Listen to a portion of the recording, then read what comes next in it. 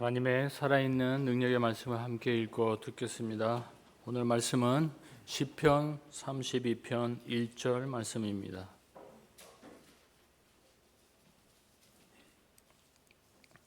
함께 봉독하겠습니다. 허물의 사함을 받고 자신의 죄가 가려진 자는 복이 있도다. 아멘. 이 시간 시온 성가대 찬양 하나님께 드리겠습니다.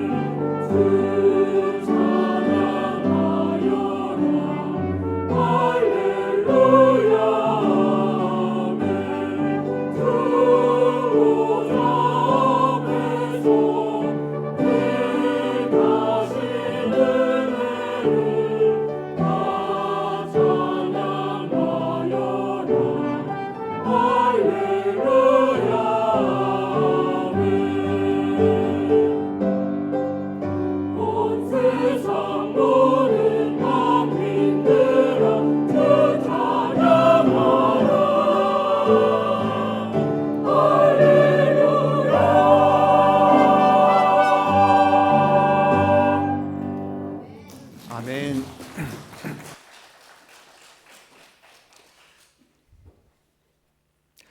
오늘 장로님 기도가 은혜가 됩니다. 우리 말씀을 사랑해서 나왔습니다. 오늘 날씨가 제일 추운 날인데 여러분 말씀을 사랑해서 나오신 줄 믿습니다. 오늘이 두 번째, 저는 마지막입니다. 말씀 내용이 좀 어둡고 딱딱해도 오늘까지만 참으세요. 이런 무거운 내용을 준비하고 전해야 하는 저는 얼마나 힘들겠습니까? 그래서 말씀을 준비할 때마다 이번이 마지막이야 이렇게 생각을 합니다. 당장 어딜 가는 건 아니고요. 여러분, 죄를 지은 사람이 어떻게 복된 자가 될 수 있을까요? 오늘 말씀에 그 해답이 있습니다. 시편 32편은 죄를 용서받은 자의 기쁨, 즉 사죄의 축복을 이야기하고 있습니다. 다윗이 자신의 죄를 회개하지 않았을 때에 겪었던 쓰라린 고통과 회개하였을 때 받은 사죄의 은총을 진술하고 있습니다. 다윗이 자신의 죄를 하나님 앞에 고백하지 않고 숨겼을 때 양심의 심한 고통을 겪어야만 했습니다. 소리를 크게 지르지 않고는 도저히 견딜 수 없는 그런 양심의 고통이 종일 계속되어 몸이 쇠약해지고 몸의 질병까지 이르게 되었습니다. 그리고 모든 진액이 빠져서 여름 가뭄의 마름같이 심령이 고갈 상태에 다다르자 비로소 하나님 앞에 자신의 죄를 낱낱이 고백합니다. 시편 32편 3절 내가 입을 열지 아니할 때에 종일 신음함으로 내 뼈가 쇠하였도다. 주의 손이 주야로 나를 누르시오니 내 진액이 빠져서 여름 가뭄에 마름같이 되었나이다. 내가 이르기를 내 허물을 여호와께 자복하리라 하고 주께 내 죄를 아뢰고 내 죄악을 숨기지 아니하였더니 곧 주께서 내 죄악을 사하셨나이다. 다윗이 자신의 죄를 철저히 고백하자 하나님의 사죄의 은총이 그에게 즉시 임했습니다. 기쁨이 회복되고 하나님의 보호하심을 확신하게 되고 하나님만 의뢰하게 되었습니다. 만일 우리가 우리 죄를 자백하기만 하면 하나님은 우리의 죄를 용서해 주시고 다 가리어 주십니다. 죄를 자백한다는 것은 그 죄를 인정한다는 의미입니다. 잘못을 철저히 뉘우치는 것입니다. 우리는 우리의 죄를 인정하고 낱낱이 하나님께 고백해야만 진정으로 행복해질 수 있습니다. 여러분 행복하십니까?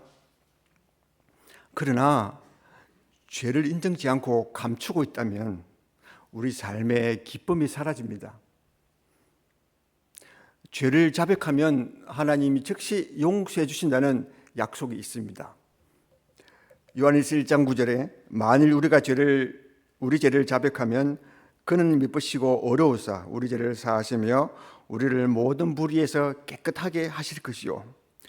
본문 말씀 시편 32편 1절에 죄가 용서받았다는 것을 죄가 가려졌다라고 표현하고 있습니다.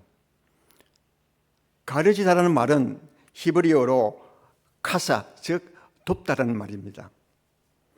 하나님이 우리의 죄를 덮어주시다는 말입니다. 이 덮어주다라는 말은 사건을 맡은 검사가 뇌물을 받고 죄를 눈 감아주고 모른 척 해준다는 그런 뜻이 아닙니다. 왜냐하면 시편 32편에서 다윗이 자신의 죄를 하나님 앞에 낱낱이 고백하고 있기 때문입니다. 다윗이 자신의 죄를 인정했기 때문에 하나님의 용서하심을 경험할 수 있었던 것입니다. 하나님의 용서에는 죄에 대한 회개가 전제되어 있습니다. 자신의 죄를 인정하지 않는 사람에게는 하나님의 용서가 임하지 않습니다. 죄는 반드시 심판이 따릅니다. 왜냐하면 하나님은 우리의 죄를 묵과하시지 않기 때문입니다. 오늘은 이 덮어주셨다라는 말의 의미에 대해서 좀 생각해 보기를 원합니다. 우리가 어렵게 되어 하나님 앞에 설 수 있었던 이유는 우리가 완전해서가 아니라 하나님의 은혜가 우리의 죄를 덮었기 때문입니다. 이 덮어주셨다는 말이 직접 쓰인 구절이 있습니다. 시편 85편 1절에 여호와여 주께서 주의 땅에 은혜를 베푸사 야곱의 포로된 자들이 돌아오게 하셨으며 주의 백성의 죄악을 사하시고 그들의 모든 죄를 덮으셨나이다. 하나님이 은혜를 베푸셔서 우리의 죄를 사하시고 덮어주셨습니다. 그래서 우리를 복된 자라고 말씀하시는 것입니다. 이 땅에서 내가 가진 한 평의 땅도 없고 내 소유의 집 한 채도 없지만은 성경은 우리에게 복된 자, 복을 받은 자라고 말씀하고 있습니다. 예수님 믿기 전에 우리의 상태를 좀 더 살펴보면 우리가 얼마나 복된 자인지를 알 수 있습니다. 에베소서 2장 1절에 그는 허물과 죄로 죽었던 너희를 살리셨도다. 그때의 너희는 그 가운데서 행하여 이 세상 풍조를 따르고 공중의 권세 잡은 자를 따랐으니 곧 지금 불순종의 아들들 가운데서 역사하실 정이라.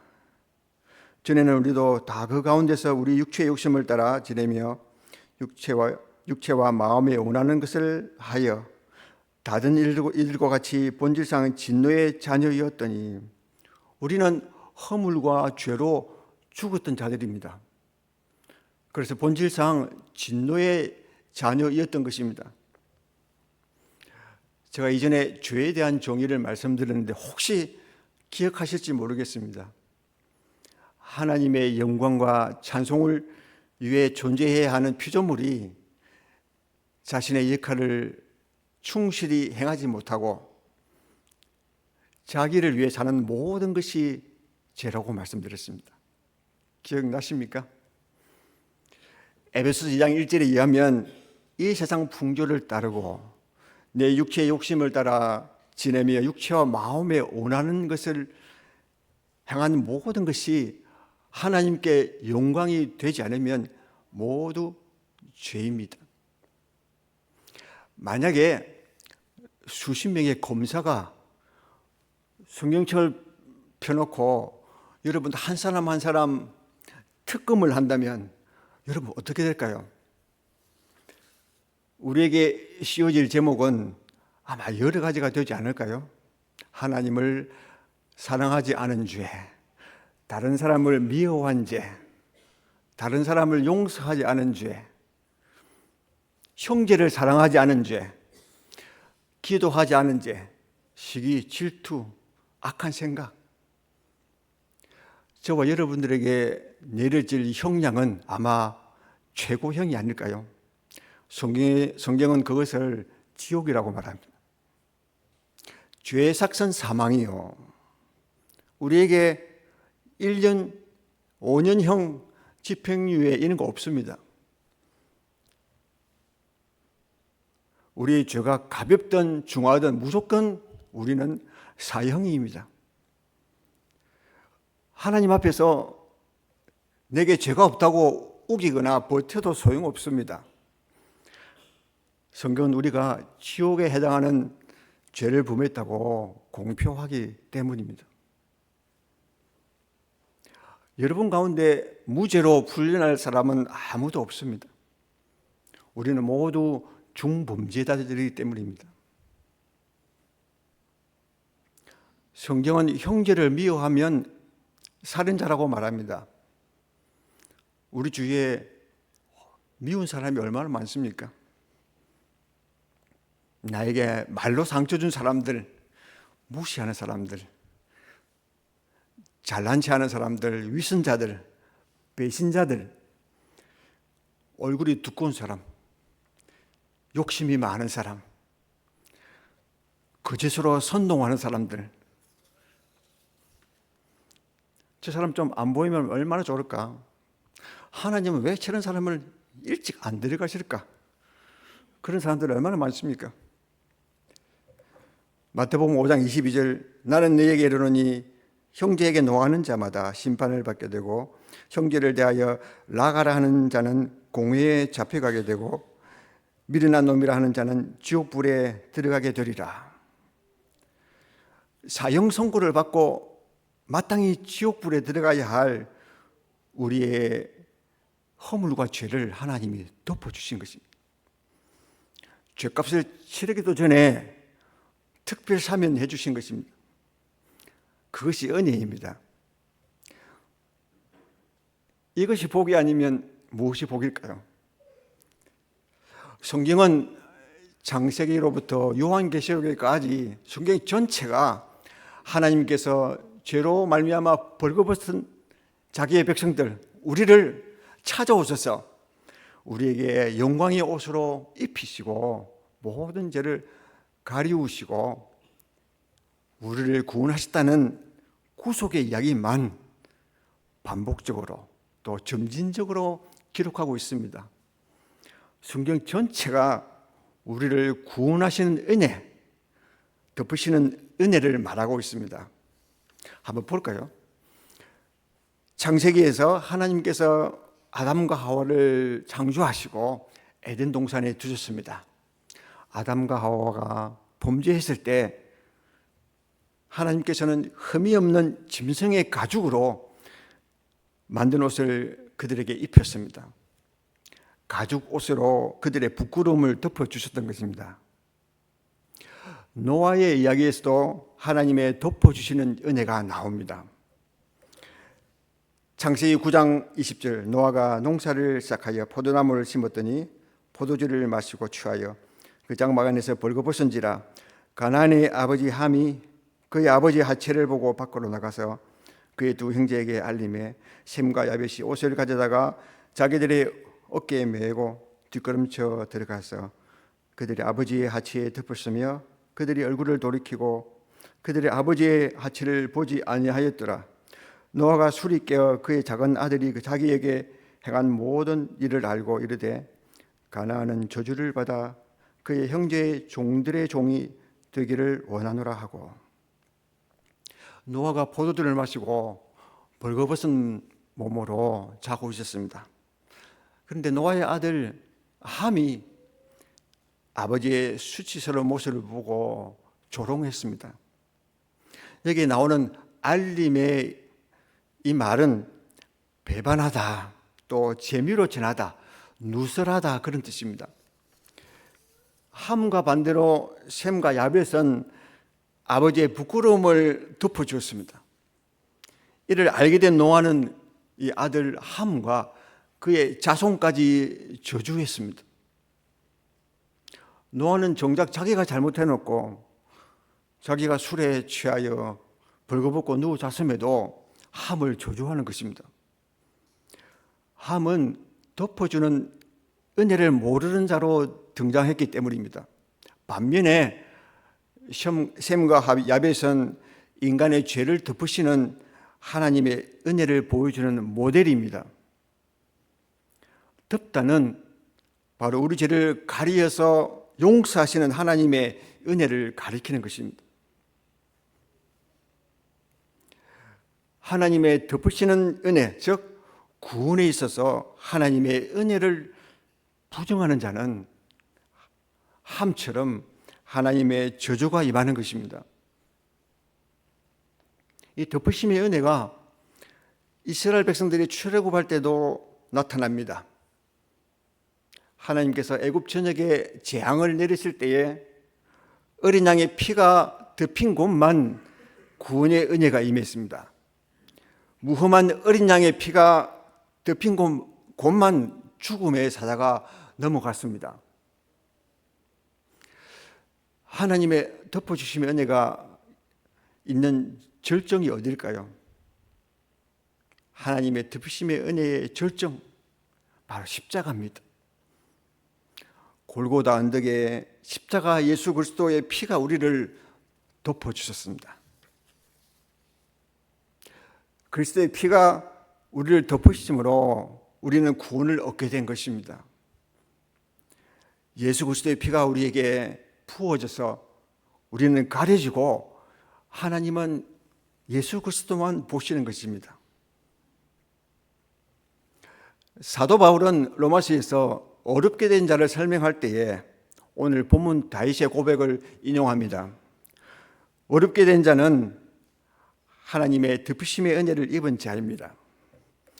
로마서 4장 4절 일하는 자에게는 그 삭시 은혜로 여겨지지 아니하고 보수로 여겨지거니와 일을 아니할지라도 경건하지 아니한 자를 어렵다 하시는 일을 믿는 자에게는 그의 믿음을 어로 여기시나니 일한 것이 없이 하나님께 어로 여기심을 받는 사람의 복에 대하여 다시 말한 바 불법이 사함을 받고 죄가 가려짐을 받는 사람들은 복이 있고 주께서 그 죄를 인정하시 아니하실 사람은 복이 있도다 함과 같으니라. 하나님이 어떤 자를 어렵다고 하셨나요? 일을 하지 않은 자, 경건치 않은 자입니다. 일을 하지 않은 자는 어떤 일을 하지도 않고 일을 해내지도 못하는 자입니다. 일하지 않은 자는 임금을 요구할 수 없습니다. 왜냐하면 그는 한 일이 없기 때문입니다. 일하지 않은 자가 누굽니까? 바로 우리를 가리킵니다. 우리는 일하지 않은 자인데 하나님이 우리에게 그냥 삭스를 주셨습니다. 일을 하고 그 삭스를 받을 때 그 임금은 당연히 받아야 할 보수지만 일한 것이 없이 삭스를 받을 때 그것이 은혜입니다. 일한 것도 없이 어렵게 된 것, 이것이 덮으심의 은혜입니다. 뿐만 아니라 우리는 경건치 않은 자였습니다. 하나님께서 우리를 경건하게 만들어서 우리를 어렵다 하신 것이 아니라 우리가 여전히 불경건할 때에 우리를 덮으시고 어렵다고 하신 것입니다. 로마서 5장에서는 우리를 온수된 자라고 표현합니다.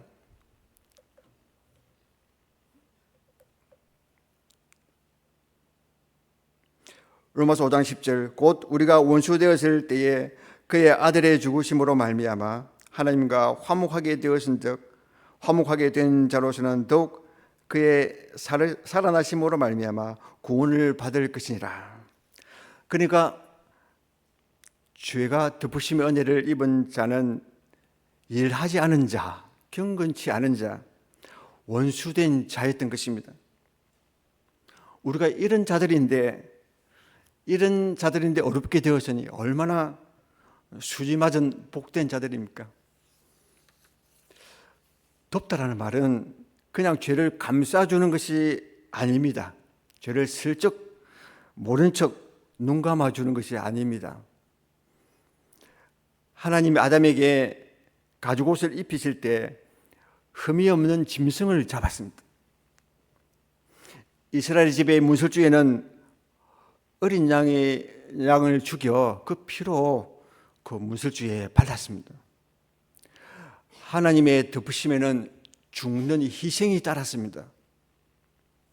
그것은 예수 그리스도의 죽으심을 상징하는 것이었습니다. 십자가에서 우리의 죄를 덮기 위해 하나님은 독생자 아들을 죽이신 것입니다. 이 덮다라는 말 속에 예수 그리스도의 죽으심, 희생이 들어있는 것입니다. 그런데 이게 전부가 아닙니다.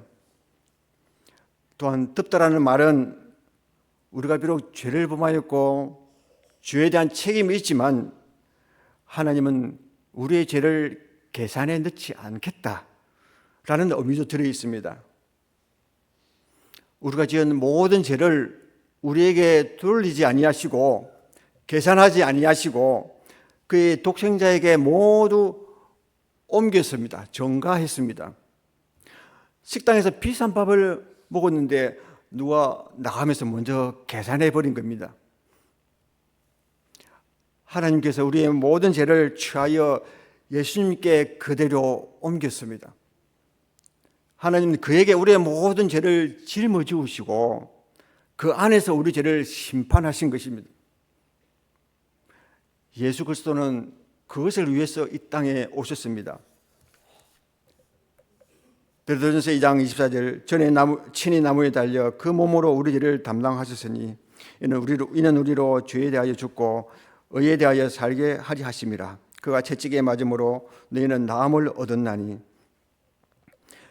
이사야 53장 4절, 그는 실로 우리의 질고를 지고 우리의 슬픔을 당하였거늘 우리는 생각하기를 그는 징벌을 받아 하나님께 맞으며 고난을 당한다 하였노라.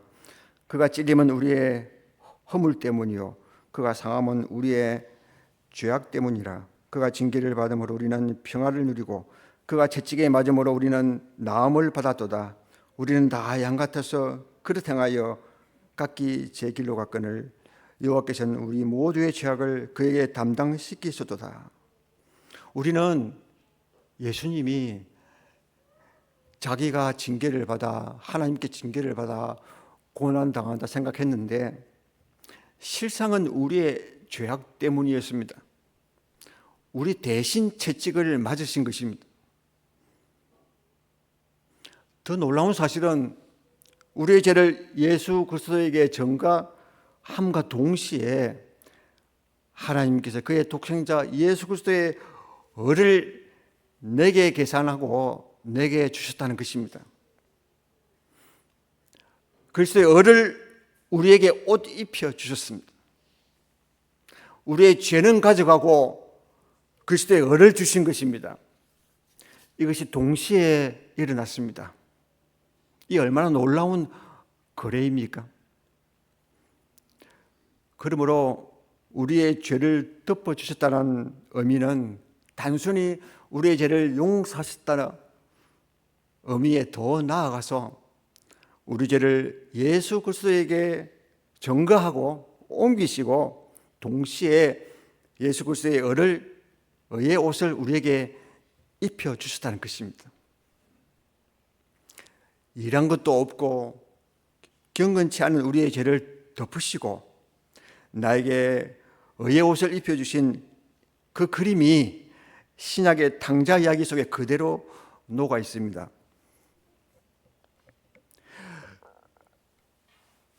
누가복음 15장 20절,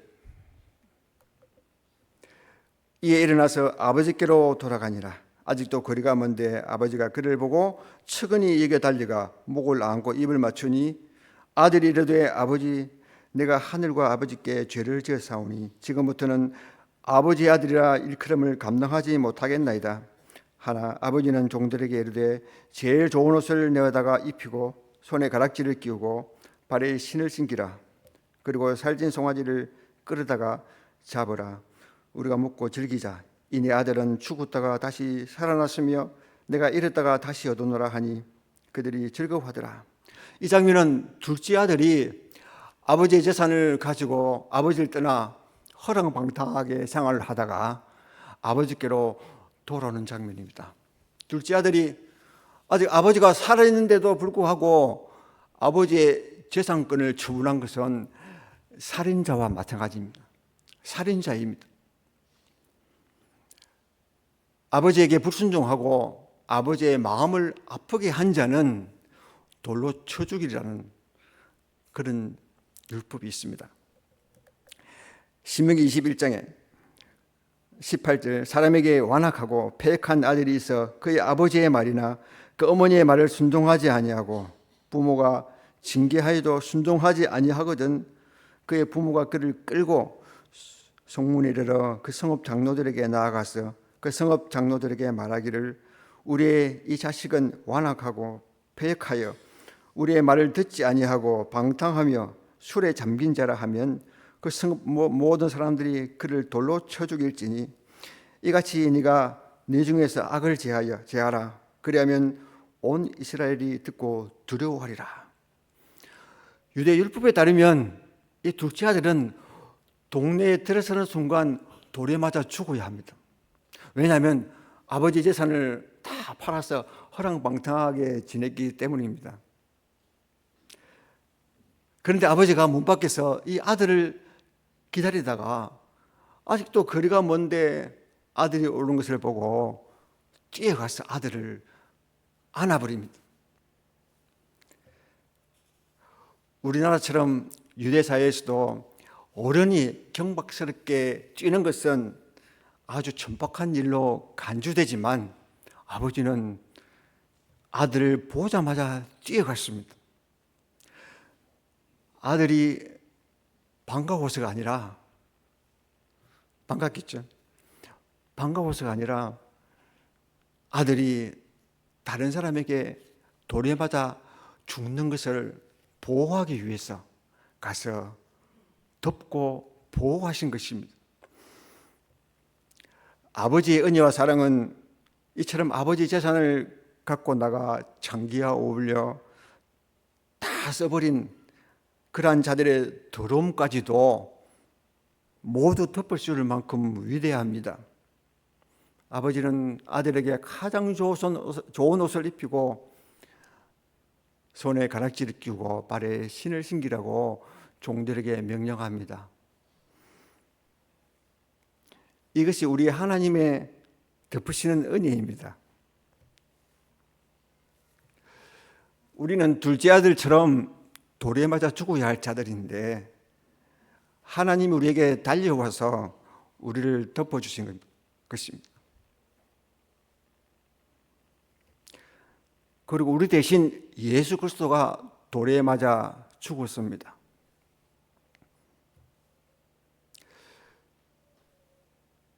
우리는 무조건적인 이 덮으심의 은혜로 구원받았습니다. 일하지 않은 자, 불경건한 자, 하나님의 온수된 자, 돌에 맞아 죽어야 할 자들인데 우리의 모든 허물과 죄를 덮어주시고 우리의 모든 죄를 예수 그리스도에게 전가시키시고 동시에 예수 그리스도의 의를 우리에게 옷 입혀 주신 것입니다. 하나님의 덮으심의 은혜를 아는 자는 다른 사람을 용서하는 것으로 나타납니다. 여러분 가운데 혹 마음의 쓴뿌리를 가지고 아직도 다른 사람을 용서하지 못하는 사람이 있습니까? 내게 손해를 입혔던 사람들, 내게 부당하게 대한 사람, 나를 무시하고 내게 상처를 입힌 사람들 때문에 아직까지도 담을 쌓고 있지는 않습니까? 만약에 내가 아직 누군가를 용서하지 못하고 있다면 그는 복음을 아직 깨닫지 못한 자입니다. 우리는 허물과 죄로 죽었던 자들 아닙니까? 하나님과 온수된 자들 아닙니까? 그런 우리를 하나님이 용서해 주시고 덮어주시는데 다른 사람을 용서하는 것이 그렇게 어려울까요? 저도 마찬가지로 어렵습니다. 우리 자신이 하나님 앞에 더러운 죄인임을 철저히 깨달을 때 우리는 다른 사람을 진정으로 용서할 수 있습니다. 그렇기 때문에 우리의 신앙의 목표가 예수님을 닮아가는 것이 아니라 내가 하나님 앞에 죄인 중에 괴수라고 깨달아가는 것이 목표가 되어야 합니다. 우리가 어떻게 예수님을 닮아갈 수 있을까요? 숨 쉴 때 빼고는 죄만 짓고 우리에게 나오는 모든 것이 죄밖에 없는데 나를 덮으시고 용서하신 하나님의 은혜만이 나의 닫혔던 마음의 문을 열게 하십니다. 자기 잘못을 모르는 사람을 무조건 용서하라는 것이 아닙니다. 내게 용서 구하는 것을 마음을 열고 받아들이라는 것입니다. 그리고 성경은 우리에게 먼저 손을 내밀라고 말씀하십니다. 마태복음 5장 23절 그러므로 예물을 제단에 드리려다가 거기서 내 형제에게 원망될 만한 일이 있는 것이 생각나거든 예물을 제단 앞에 두고 먼저 가서 형제와 화목하고 그 후에 와서 예물을 드리라. 먼저 가서 하나님의 덮으심의 은혜를 나누시기를 바랍니다. 하나님이 진정으로 원하시는 것은 우리의 예배가 아니라 형제와 화목하는 것입니다. 서로 가까워질수록 허물이 더 많게 보이는 법입니다. 부부 사이가 그렇습니다. 결혼하기 전에는 상대방의 모든 것이 멋있고 예뻐 보이는데 결혼 후에는 여기저기 흩어진 양말밖에 안 보입니다. 하나님의 덮으심의 은혜를 풍성히 경험한 자는 다른 사람의 허물과 실수도 전혀 문제가 되지 않습니다. 다른 사람의 부족함, 실수, 약점, 실패를 조롱하고 비웃기보다 우리를 덮으신 그 하나님의 사랑으로 덮어주고 용서하고 받아주어야 합니다. 잠언 17장 9절 허물을 덮어주는 자는 사랑을 구하는 자요 그것을 거듭 바라는 자는 지난 것을 이간하는 자니라. 우리를 덮으시는 그 하나님의 은혜가 날마다 우리로 말미암아 다른 사람에게 흘러들어가면 얼마나 좋을까요? 저와 여러분은 하나님의 덮으심의 은혜를 받은 복된 자입니다. 기도하시겠습니다. 하나님 아버지 은혜를 감사드립니다. 죄와 허물로 죽었던 우리들, 원수된 자들이며 돌에 맞아 죽어야 했던 저희들을 하나님의 은혜로 모든 죄와 허물을 덮어주시고 예수 그리스도의 의의 옷을 입혀주신 것 감사드립니다. 이 하나님의 덮어주시는 은혜를 늘 깨닫고 감사하며 살게 하시고 또 우리로 말미암아 다른 사람에게 이 덮으심의 은혜가 흘러들어가는 삶을 살도록 도와주시옵소서. 예수님의 이름으로 기도드립니다. 아멘.